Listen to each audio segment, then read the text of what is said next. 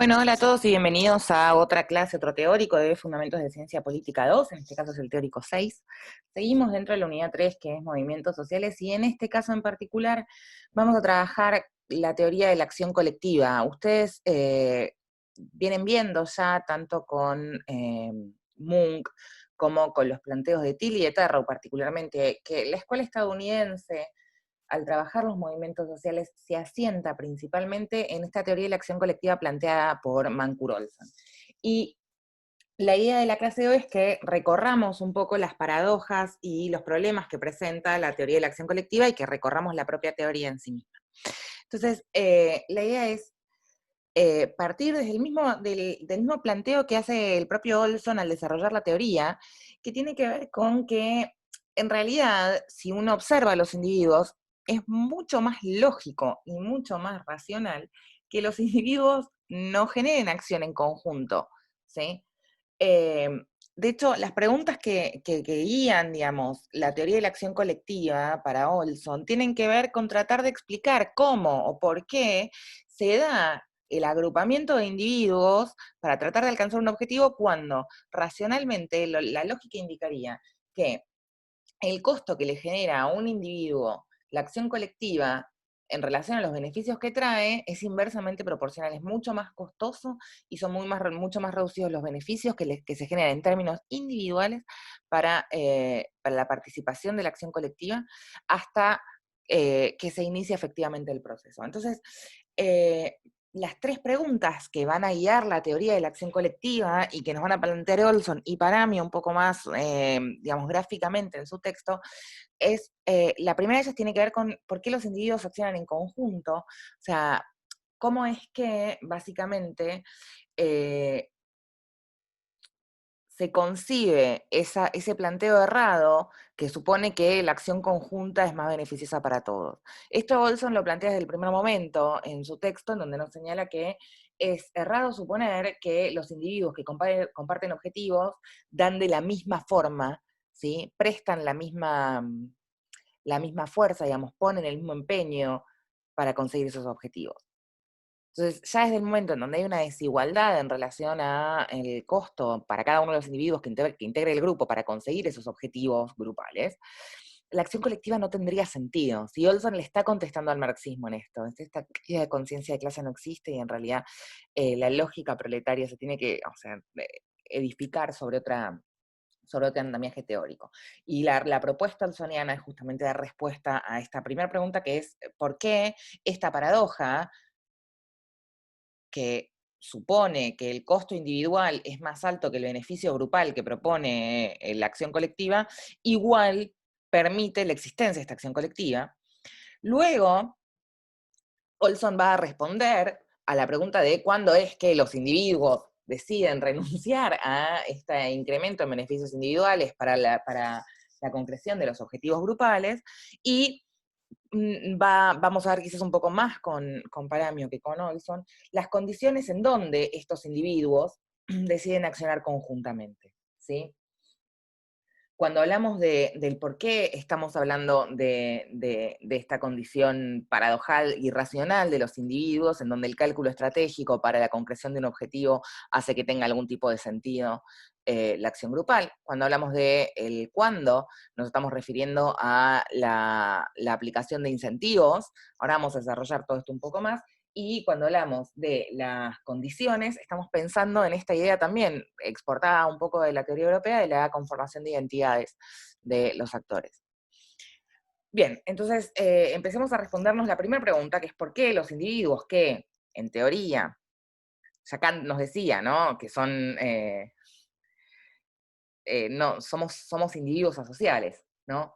Este, los individuos que plantean esta paradoja de acción grupal, efectivamente conforman grupos. Entonces, ¿por qué los individuos accionan colectivamente? Bueno, nos va a decir Olson, los seres humanos, los individuos, accionamos o operamos sobre dos tipos de racionalidades, ¿no? Por un lado, una racionalidad paramétrica, que es aquella en donde presuponemos contar con la información completa y con previsión. Entonces tenemos la posibilidad de jerarquizar nuestras preferencias, establecerlas ¿sí? De manera sólida, sin modificación, sin posibilidad de alteración, ¿sí? Decimos preferimos A a B y B a C, y como contamos con información completa, la toma de decisiones es relativamente sencilla y está calculada solamente sobre nosotros, ¿sí?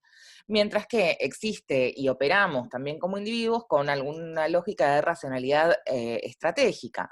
La racionalidad estratégica sí supone la existencia de un otro dentro del esquema de pensamiento y de toma de decisiones, y también comprende la existencia de información incompleta, pero sobre todo la incompletitud de esa información no va a estar determinada tanto por la imposibilidad del individuo de establecer sus propias preferencias, digo, el individuo puede hacerlo, aunque éstas pueden ir variando en función del conocimiento de las preferencias de los otros individuos, y y también supone la existencia de un juego a varias vueltas, o sea, de la posibilidad de que nosotros vayamos considerando las opciones de quienes nos rodean para también ir modificando nuestra escala de preferencias o nuestras jerarquías de preferencias para ir adaptándolas teniendo en cuenta los costos, los beneficios y sobre todo las lógicas de acción que pueden a llegar a tener los otros.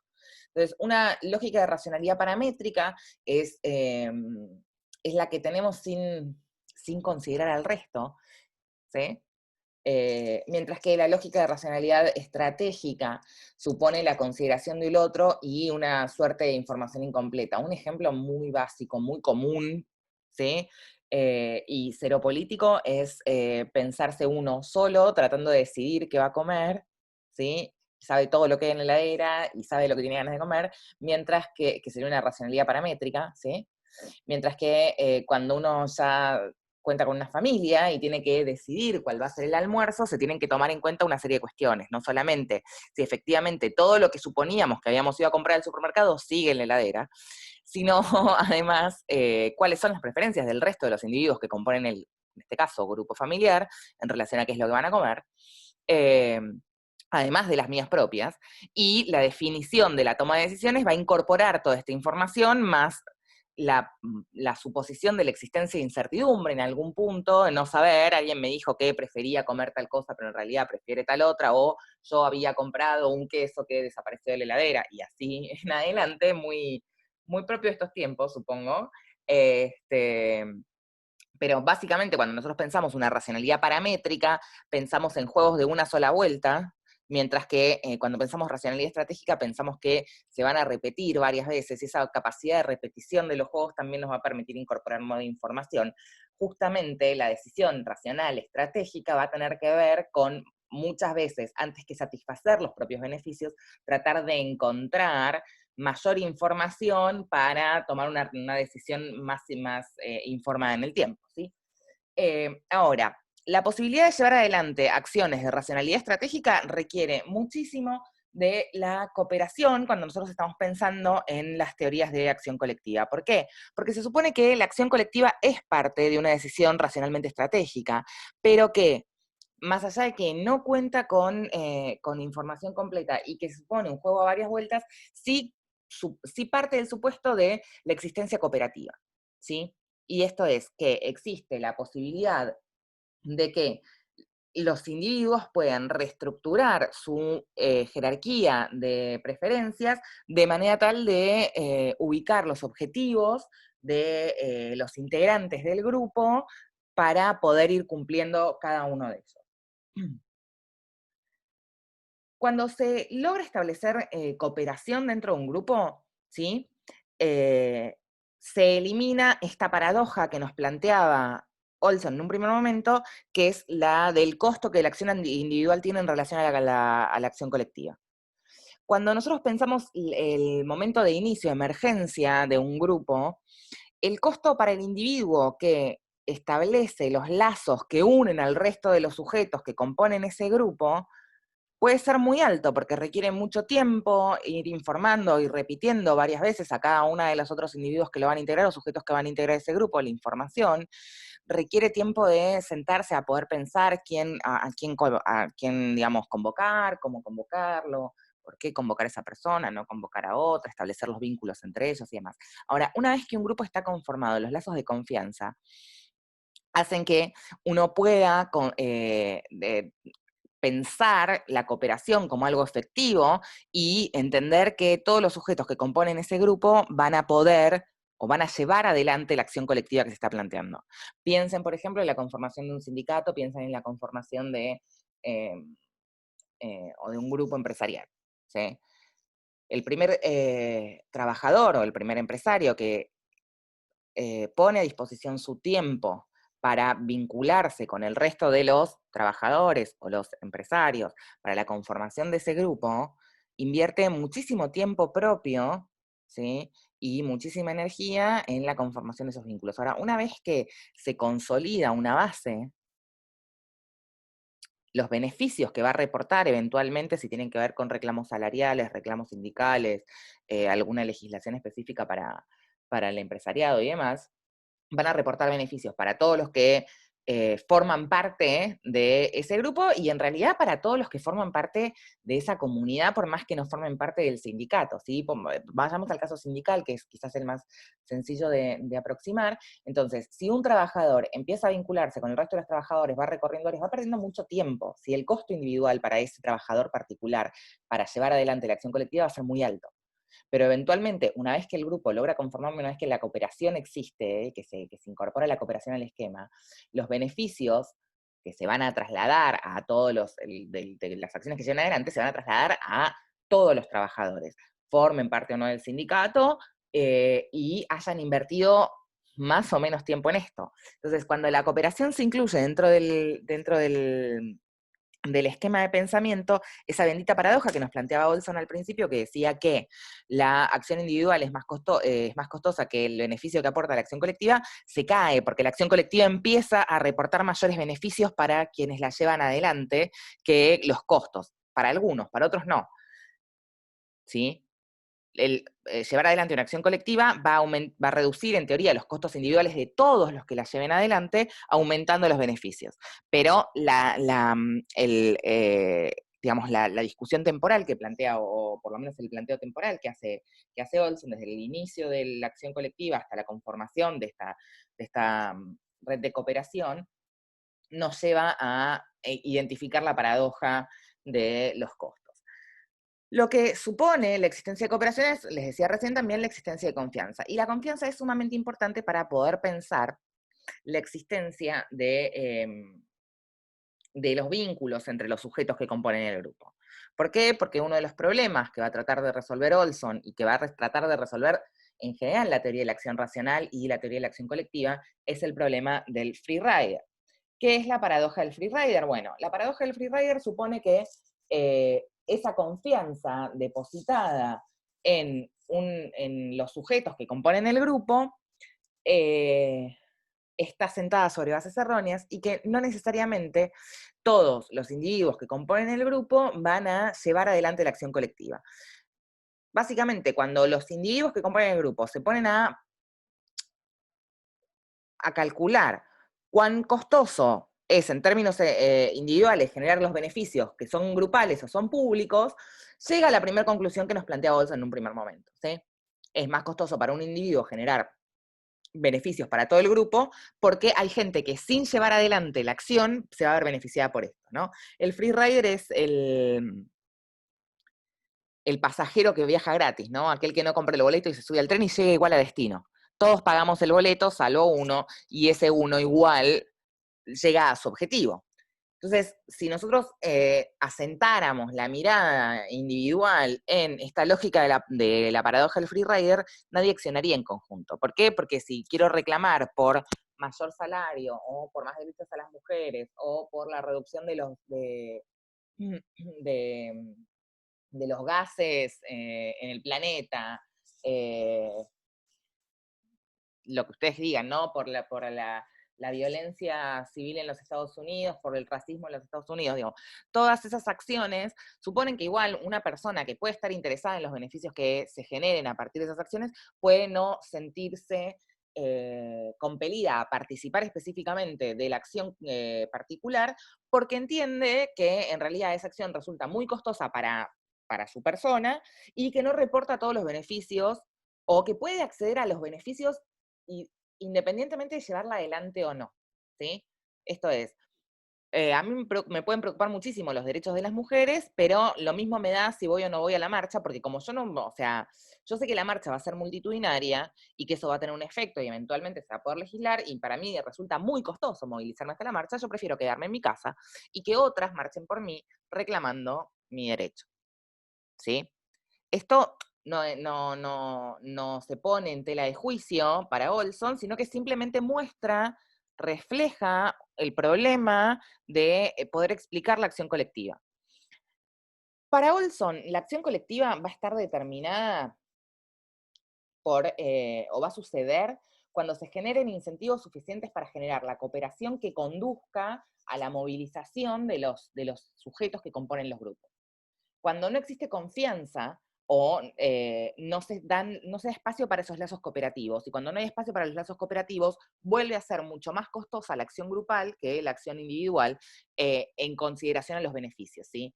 Puedo conseguir beneficios para mí individualmente que me insumen mucho menos costo de concreción y entonces inhibo la necesidad de conformar los grupos para trabajar.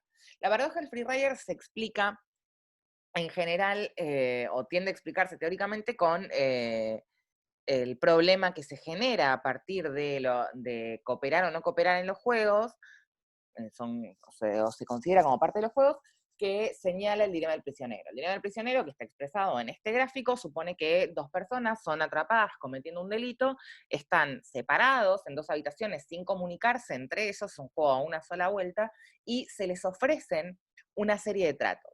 Si ambos confiesan haber cometido el crimen, pagan el crimen con la mitad de los años de cárcel. Si uno confiesa y el otro guarda silencio, con quien confiesa queda en libertad, pero quien guarda silencio va preso 20 años. Ahora, si ambos guardan silencio, van presos un año sí o sí. ¿Qué supone, o dónde está el dilema cooperativo en este juego? Básicamente en la posibilidad de que los, los prisioneros o los acusados cooperen entre ellos. Si ambos cooperaran entre ellos, ambos deberían guardar silencio, ¿sí? Porque sería la menor condena para cada uno de ellos. Cada uno iría un año preso. Eventualmente podrían evaluarlo y considerar que puede ser igual de beneficioso, si ya sabemos que uno confesó, que el otro confiese, para que ambos vayan 5 años presos. Hubiese sido ideal que se queden un año cada uno, pero si uno confesó, el otro también confiesa y ambos se llevan la mitad del tiempo. Ahora, ¿dónde está el problema? Si a mí la oferta que me hacen es mi confesión está pendiente del silencio de mi compañero para que yo quede en libertad, yo asumo que es el mismo trato que le pueden llegar a dar a mi compañero, y entonces tiendo a no querer guardar silencio, porque si yo guardo silencio voy 20 años presos y tiendo a confesar. El resultado óptimo de este juego tendría que ser que ambos confiesen y pasen la mitad del tiempo o un cuarto del tiempo en la cárcel, aunque el óptimo, el mejor resultado posible es el silencio de ambos. Sin embargo, si no hay un diálogo previo, si no hay una información completa, si ninguno de los dos sabe qué le están ofreciendo al otro compañero, ¿sí? Es imposible lograr la cooperación, sobre todo cuando el juego es a una sola vuelta. Como no hay comunicación entre los dos prisioneros, ninguno de ellos sabe ni cuáles son las preferencias del otro, puede asumirlas, pero no conocerlas en profundidad, ni cuál es el trato que se le ha ofrecido.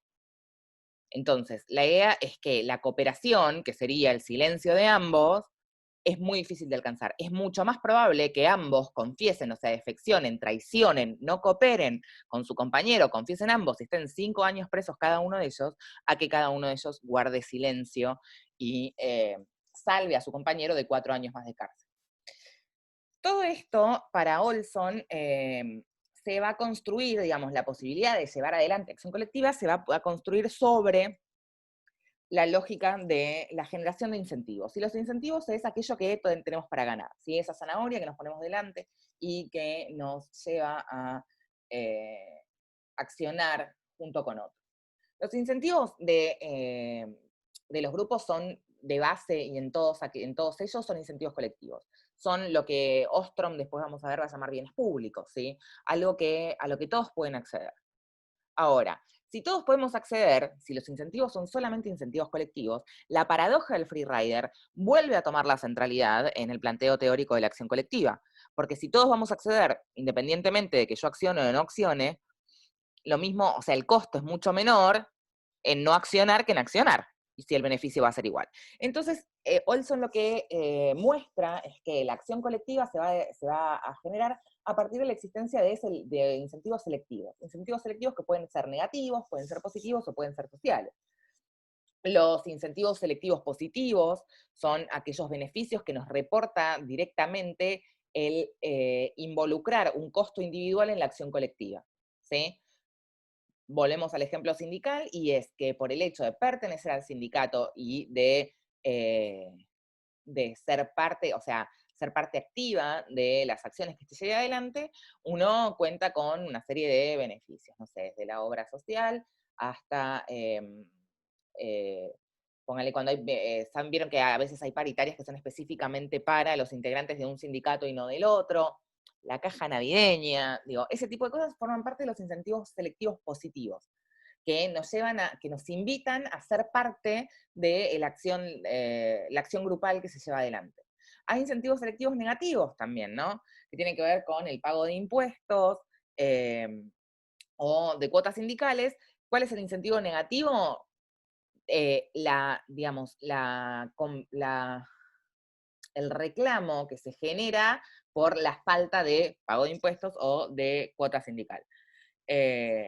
Cuando lo piensan en términos de impuestos, sobre todo, el incentivo selectivo es negativo pensar en el pago, pero reporta un beneficio que es el acceso a, no sé, la educación pública, a la salud pública, además.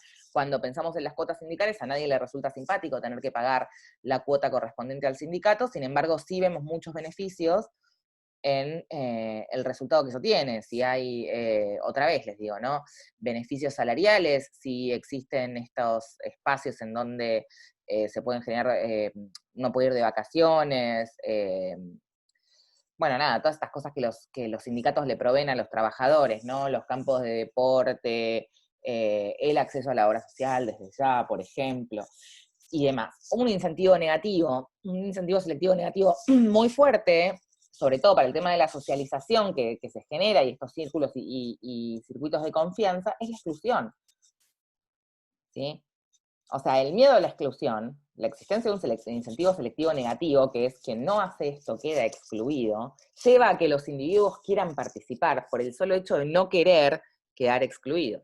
Y luego, por supuesto, hay incentivos selectivos de tipo social o de estatus, ¿sí? Que determinan un espacio, nos dan a nosotros un espacio de pertenencia. Todos estos incentivos que se generan a partir del vínculo social que se da entre los individuos al conformar un grupo, lo que hacen es generar los mecanismos para la movilización, para la acción efectiva de ese grupo, ¿sí? Y lo van a hacer a través de generar esta idea de masa crítica. Ahora, para generar estos incentivos, para generar estos mecanismos de movilización, lo que se establece o lo que se intenta hacer es que los incentivos generen puntos de equilibrio individuales en donde el costo de la acción sea menor que el beneficio que el individuo va a llevar adelante, ¿sí? ¿Por qué? Porque se supone que cuando a nosotros individualmente, fuera como sujetos, fuera del grupo, se nos plantea una acción particular, nosotros evaluamos los costos que esa acción tiene en relación a los beneficios que esa acción nos va a aportar.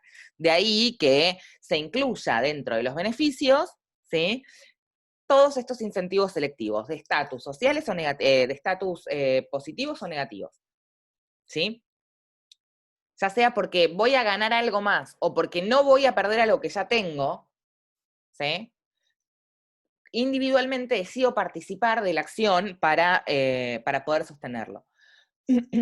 Estos costos en donde se incluyen los incentivos, más los costos de información, más los costos de la acción en sí misma y de la negociación, son todos aquellos que casi inconscientemente los individuos ponemos en la balanza al momento de decidir si llevamos adelante una acción o no.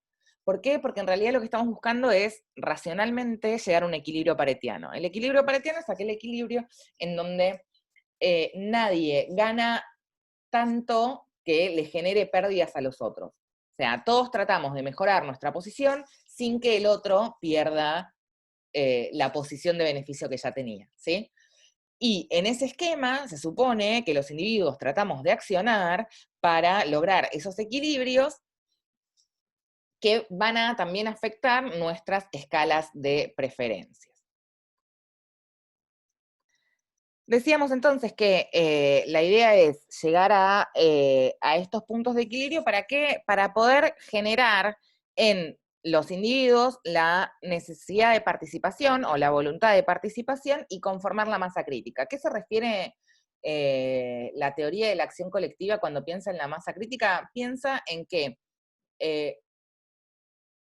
en ese punto en donde se empiezan a reducir los costos individuales y empiezan a aumentar los beneficios grupales que se generan a partir de la movilización o de la acción colectiva, ¿sí? Es el punto de inflexión en donde el costo de no participar, ¿sí?, puede incluso volverse más alto que el costo de hacerlo. Es aquello que la masa crítica va a movilizar y va a motivar la acción colectiva y va a estar claramente determinada por la existencia de estos incentivos selectivos de los tres tipos que mencionábamos recién, y de allí esta idea de la no participación que puede generar costos más altos. Para poder llegar a la conformación de la masa crítica, obviamente hay, es lo que decíamos recién, ¿no? Como un tiempo anterior en donde lo que Munk y Tilly y Tarrow, e incluso el propio Turén, van a denominar como los empresarios de la movilización, o los líderes, o las élites movilizadoras y demás, que son las que ponen en marcha, digamos, la búsqueda de la acción colectiva.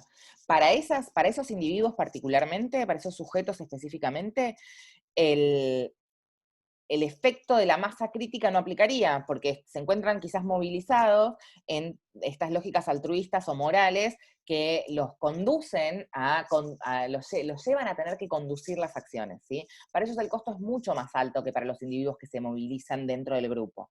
Mucho más alto incluso que para los freeriders desde ya, ¿no? Pero lo que va a hacer la masa crítica es definir los límites de la propia acción colectiva, ¿sí? Por último, hablar sobre las condiciones a través de las cuales se genera acción colectiva es, para resumirlo más cercano a los diálogos que veníamos teniendo en relación a otros textos y otros autores, es hablar de la identidad de los sujetos y de cómo la acción colectiva, por más que no sea específicamente Olson quien aborde esta temática, cómo la necesidad de la acción colectiva también tiene que ver con la creación de la identidad. En realidad, la teoría de la acción colectiva de Olson parte del supuesto de la preexistencia de esa identidad y es funcional en términos teóricos porque le permite dar lugar a la lógica cooperativa, ¿sí? A partir de la existencia de una identidad, de una sensación de pertenencia, la lógica cooperativa devendría o se desprendería casi naturalmente. Sin embargo, la noción de identidad y que va a hablar de la condicionalidad a través de la cual se va a generar la acción colectiva, tiene que ver con esta distinción entre lo moral, lo que es correcto hacer, digamos, lo que uno debería hacer, y la utilidad, que es lo que me sirve, individual o colectivamente, pero cuál es lo útil, ¿no? Lo que sirve, lo útil. ¿Lo útil a qué? Bueno, lo útil a mis preferencias, a lo beneficioso, ¿no? A la estructura que yo armé, a la jerarquía que individual o colectivamente conformamos de preferencia de acciones y de resultados que estamos planteando. Ahora, la conformación de esa estructura de preferencias, y esto Olson lo toma como algo dado, como un dato ya puesto, va a estar determinada por la conformación de mi propia identidad, qué es lo que yo quiero, hacia lo que yo apunto, ¿sí? Por lo que yo trabajo, el horizonte que yo tengo. Para Olson ya viene determinado, pero la realidad es que nosotros sabemos que eso no viene determinado previamente. Entonces, la posibilidad o la necesidad de construir esta estructura de preferencias y esta jerarquía de preferencias va a permitir también potenciar la participación. Esa estructura de preferencias, vamos a ver en breve, que va a estar muy, muy incidida por el contexto. ¿Sí? El contexto puede influir muchísimo en la conformación de esa estructura de preferencias que por supuesto va cambiando como en la medida en que vamos cambiando como individuos. ¿Sí? Es aquello que quiero, aquello que anhelo, los objetivos que me planteo individualmente, y también lo puedo hacer de manera colectiva. Entonces, justamente en la posibilidad de construcción de una identidad colectiva, lo que logramos es digamos, saltar esta primer paradoja que planteaba Olson, que es que por más que compartamos objetivos comunes, la acción individual es más costosa, es menos costosa que la acción colectiva. ¿Por qué entonces los hombres accionamos colectivamente, los individuos accionamos colectivamente? Bueno, básicamente porque logramos conformar esas estructuras de preferencias de forma colectiva o grupal, y estas estructuras se van a desprender, por supuesto, de nuestras propias identidades. Piensen en lógicas más comunitarias, piensen en lo que está pasando en este momento en los Estados Unidos, ¿sí? Piensen en el color de piel, piensen en cuánto incide la conformación de una estructura de preferencias en función de, para cualquier ciudadano afroamericano en los Estados Unidos, en donde la construcción de digamos, el supuesto avance que se tiene en términos regulatorios y normativos en los Estados Unidos de no segregación y distinción por color o distinción racial, donde digamos, el racismo está más impreso en términos de la estructura social que de la estructura legal del Estado, hay una posición muy acomodada de algunos sectores, no solamente blancos, sino negros, de esto de no distinguir yo no veo en colores, ¿sí? Benetton, ¿no? Aquí no se ven colores, no discriminamos por color, nada por el estilo, que en realidad no necesariamente es de esa manera, pero que puede incidir en la conformación de la identidad colectiva, y en la medida en que una persona de raza negra no se identifique necesariamente con el colectivo, difícilmente puede accionar en favor de una estructura de preferencias que no va a compartir. Si hoy la definición de la estructura de preferencias del movimiento por los derechos civiles no es el movimiento por los derechos civiles, hoy es el movimiento por la importancia de las vidas negras, pero si no puede sentirse parte de eso, no puede verse entonces bajo ningún concepto forzado por los incentivos, porque no hay incentivos selectivos ni de pertenencia, no hay ningún tipo de incentivo, ni siquiera los incentivos colectivos, de los que se sienta parte. Entonces, la identidad de los individuos va a determinar su estructura de preferencias, y esa estructura de preferencias que va a estar incidida, obviamente por el contexto, digo, quizás una persona de raza negra no se sentía identificado por esa estructura de preferencias, en donde se encabezaba o le encabezaba el reclamo por igualdad de derechos y reducción del racismo, y a partir de 2 semanas atrás sí se siente interpelado por este tema, y permite la construcción de esa estructura jerarquizar las preferencias en la medida en que uno sienta la pertenencia o no a esa colectividad, a ese grupo que va a impulsar diferentes demandas por la concreción de esas preferencias. Ahora, en el contexto de esta construcción de identidades, aparece, por supuesto, la lógica de la incertidumbre. Hablábamos hace un rato de la necesidad de contar con información completa. Es súper importante, digamos, para el planteo de la racionalidad estratégica, cuán completa es la información con la que contamos, porque eso determina también la posibilidad de acción de los individuos, ya sea de manera colectiva o de manera individual. La racionalidad estratégica presupone la existencia de incertidumbre. Ahora, en la medida en que esa incertidumbre es mayor, se vuelve mucho más dificultoso llevar acciones adelante, porque no se puede calcular costos en relación a los beneficios esperados. Cuando yo no conozco aquello sobre lo que estoy peleando, difícilmente pueda definir cuán costoso es esto. Y en la incapacidad de definir el costo, también se reduce la incidencia que pueden tener los incentivos selectivos, ¿sí? Porque se vuelven más ilusorios esos incentivos selectivos. Con lo cual, la conformación de esa masa crítica también se vuelve más difícil. Y en la medida en que no se logre conformar una masa crítica, se vuelve mucho más dificultoso el poder, digamos, arriar a los individuos a llevar adelante la acción. la identidad colectiva permite, la conformación de una identidad colectiva permite compensar de alguna manera este incremento de costos que genera la incertidumbre, porque ya el solo hecho de generar un incentivo de pertenencia reduce muchísimo el costo transaccional de la acción colectiva. La identidad colectiva, entonces, bueno, esto que les decía recién, ¿no? Se vuelve una respuesta racional para reforzar frente a la lógica de incertidumbre. ¿Por qué? Porque al conformar esos lazos, que son lazos de confianza y lazos cooperativos, puede que no se concrete efectivamente o en ese momento particular alguna de las preferencias establecidas dentro de la comunidad o del grupo, pero se reconfigura la lógica de la acción y se vuelve más sobre la pertenencia al grupo que sobre otra cosa. Y ahí ya pasamos a una dinámica más tipo la planteada por Tilly o por Tarrow. La acción colectiva es entonces esto, ¿no? Es el refuerzo de esa construcción identitaria. Ahí es donde el planteo más incluso propio del propio Munch, ¿no? De ese segundo gran bloque fundacional, que era la cooperación y la acción colectiva entre los individuos, aparece como parte de este refuerzo identitario.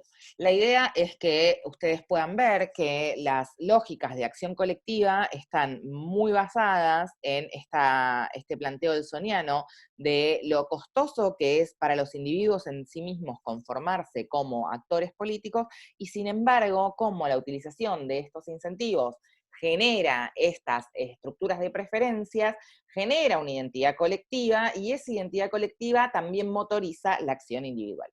Cualquier duda la trasladamos a los prácticos o nos estamos viendo por acá o por algún otro Zoom. Muchas gracias.